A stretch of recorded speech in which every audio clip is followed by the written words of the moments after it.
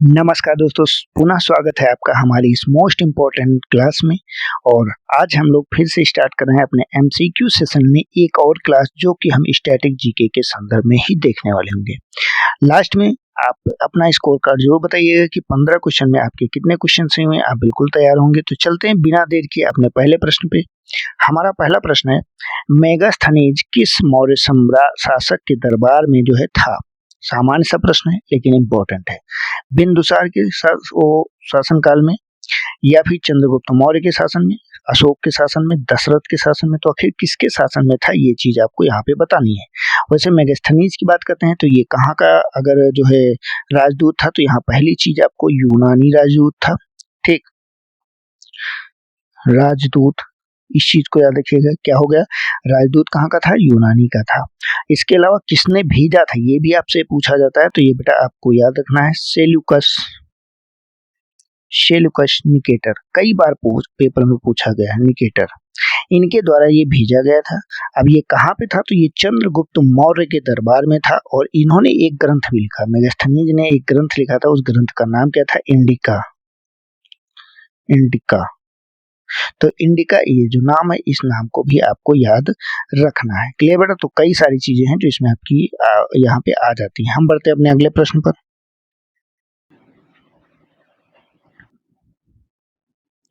भारत का मानक समय किस देशांतर रेखा के पर आधारित है। 80 अंश पूर्व, 82 अंश 30 मिनट पूर्व, 75 अंश पूर्व, 90 अंश पूर्व। तो यहाँ पे मानक समय के बारे में पूछा गया, जिसे एक तरह से देखें आईएसटी के नाम से हम जानते हैं। आईएसटी के लिए एक स्टैंडर्ड टाइम जोन होता है। ये अगर भारत का पूछता है तो भारत का 82.5 अंश 30 मिनट रहता है। और ये कहाँ से गुजरता है, तो ये उत्तर प्रदेश के मिर्जापुर के पास से गुजरता है। कुछ जो स्रोत हैं उसमें नैनी भी बताया जाता है, लेकिन अभी जो मानक तौर पे है उसमें मिर्जापुर ही रखा जाता है। तो इसलिए इसे भी आपको क्या रखना है, याद रखना है। हम बढ़ते हैं अपने अगले प्रश्न पर। अगला प्रश्न है, संविधान का संरक्षक, गार्जियन ऑफ द कॉन्स्टिट्यूशन किसे कहा जाता है। राष्ट्रपति को, प्रधानमंत्री को, संसद को, या फिर सर्वोच्च न्यायालय को। देखिए, प्रधानमंत्री संसद तो आप काट देते हैं, लेकिन गार्जियन ऑफ कॉन्स्टिट्यूशन में राष्ट्रपति और सर्वोच्च न्यायालय के बीच में हमेशा कंफ्यूजन रहता है कि आखिर कौन है, किसको दी गई जिम्मेदारी। ठीक, एक उसके संरक्षक के तौर पे यहाँ पे देखिए संरक्षक को पूछा गया है। ठीक, तो यहाँ पे क्या हो जाएगा, यहाँ पे सर्वोच्च न्यायालय आपका सही हो जाता है। सर्वोच्च न्यायालय को संविधान के संरक्षक के तौर पे है कि मतलब जो संविधान है वो खंडित ना हो सके, और ऐसा ना हो कि पता चले कि जो है उसको तोड़ के मरोड़ के कुछ और बना दिया जाए। इसीलिए आर्टिकल 13 के तहत जुडिशियल रिव्यू की क्षमता दी गई है कि कभी भी अगर जो है कोई विदेश मूल संविधान के अतिरिक्त जाती है तो वहां पे क्या किया जा सके, उसे सीमित किया जा सके। तो इसीलिए संरक्षण का काम ये करता है बेटा। ठीक है, क्लियर। हम आगे चलते हैं। अगला हमारा प्रश्न है, भारत में आर्थिक योजना का मुख्य उद्देश्य क्या रहा है। निजीकरण रहा है, औद्योगिकरण रहा है, सामाजिक व आर्थिक विकास रहा है, या फिर आपका विदेशी व्यापार रहा है।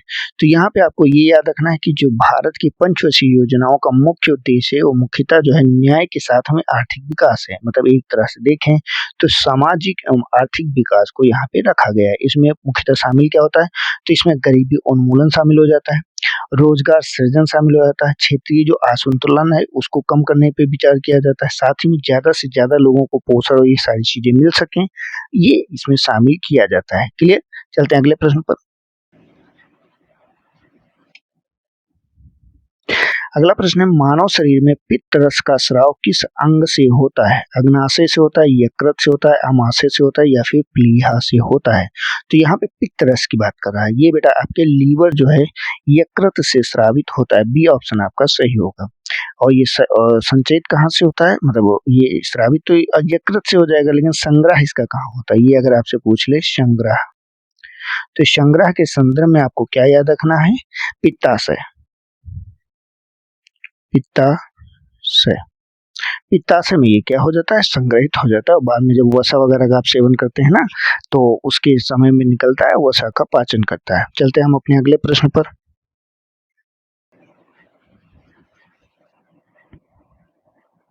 प्रश्न है, सांची स्तूप किस राज्य में स्थित है।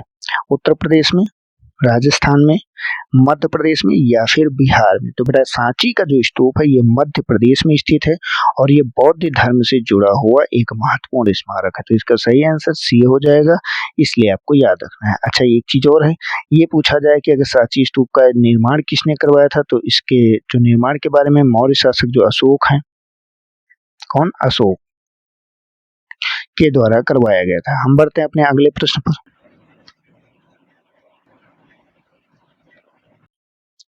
भारत में नियंत्रक एवं महालेखा परीक्षक कैग की नियुक्ति कौन करता है? सामान्य सा प्रश्न है, प्रधानमंत्री, संसद, राष्ट्रपति या फिर सर्वोच्च न्यायालय? तो बेटा याद रखिएगा, जितने भी संवैधानिक पद होते हैं, संवैधानिक पदों पे जो व्यक्ति नियुक्त होता है उसकी नियुक्ति हमेशा और हमेशा आपका राष्ट्रपति ही करेगा, प्रेसिडेंट ऑफ इंडिया ही करेगा। तो इसीलिए इसकी नियुक्ति कौन करेगा? आपका राष्ट्रपति करेगा। और किस कार्य के लिए करेगा? जो सरकारी व्यय हैं, सरकारी व्यय के नियंत्रण के लिए, कि उसकी जांच करे और कहीं ना कहीं उस पर नियंत्रण स्थापित हो सके। हम बढ़ते हैं अपने अगले प्रश्न पर।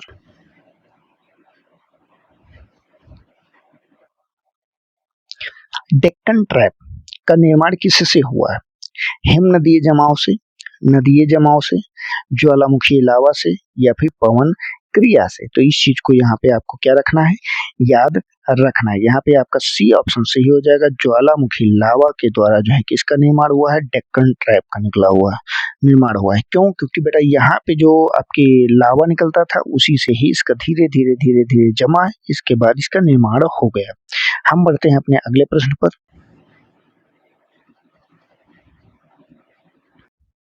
मानव रक्त का सामान्यतः पीएच मान कितना होता है? 6.8 होता है, 7% होता है, 7.4 होता है या फिर 8.0 होता है?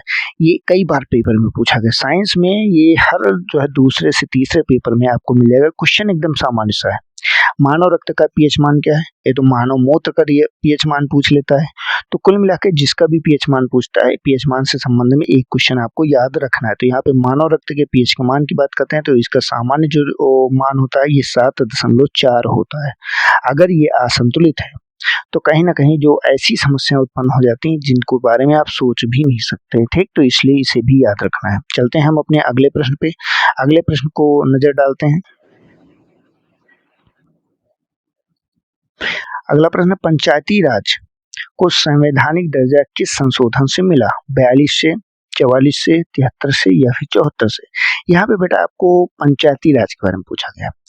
क्वेश्चन में आपको 73 और 74 एक साथ हमेशा पढ़ाया जाता है। तो इसमें आपको ये याद रखना कि जो पंचायत राज है ये आपका 73वें संविधान संशोधन से, नगर पंचायत आपका 74 से है, ठीक? तो यहाँ पे इसका सही आंसर क्या हो जाएगा? पंचायती राज व्यवस्थाओं को 73वें संविधान संशोधन 1992 के द्वारा दिया गया। लागू की अगर बात करते हैं तो 24 अप्रैल,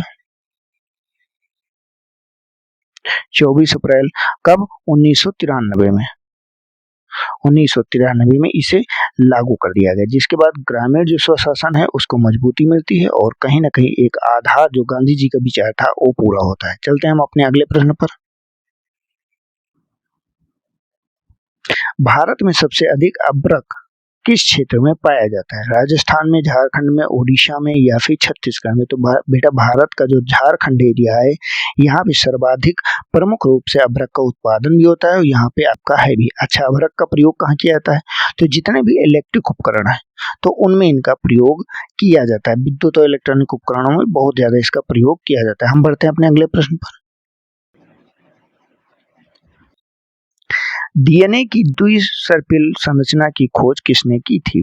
डार्विन ने किया है, मेंडल ने किया है, वाटसन या क्रिक ने किया है या फिर हर्शे ने किया है? तो यहाँ पे एक चीज आपको याद रखना है कि इसमें आपका वाटसन और जो क्रिक है इन्होंने मिलकर ही जो डीएनए की द्विकुंडलीय संरचना है, द्विसर्पिल जो संरचना है उसकी खोज करते हैं। और ये खोज कब की जाती है? 1953 में की जाती है। और कहीं ना कहीं आनुवंशिकी के क्षेत्र में सबसे बड़ा क्रांतिकारी कदम इसे माना जा सकता है, क्योंकि इसके बाद ही जो है डीएनए की और गहराई से हम लोगों ने जानकारी को जुटा सके। चलते हैं अगले प्रश्न पर।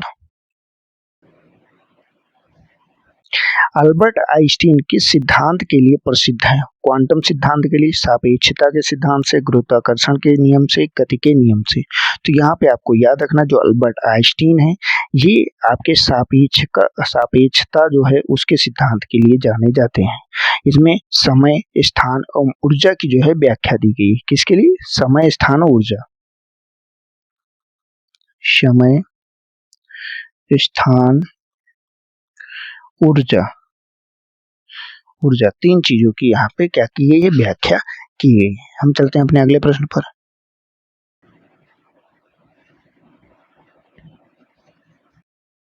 प्रश्न है, भारत में राष्ट्रीय पुस्तकालय कहाँ पर स्थित है? जो राष्ट्रीय पुस्तकालय दिल्ली में है, मुंबई में है, चेन्नई में है या फिर कोलकाता में। ये मत कहिएगा राष्ट्रीय पुस्तकालय तो हर जगह स्थित है बेटा, वो एक जगह स्थित है। वो कहाँ पे स्थित है? वो बेटा आपका कोलकाता में स्थित है। ये यहाँ पे आपका राष्ट्रीय पुस्तकालय है, देश का सबसे बड़ा पुस्तकालय है। यहाँ पे लाखों पुस्तकें हैं, पांडुलिपियां हैं, इन सबको संग्रहित करके रखा गया है। हम बढ़ते हैं अपने अगले प्रश्न पर।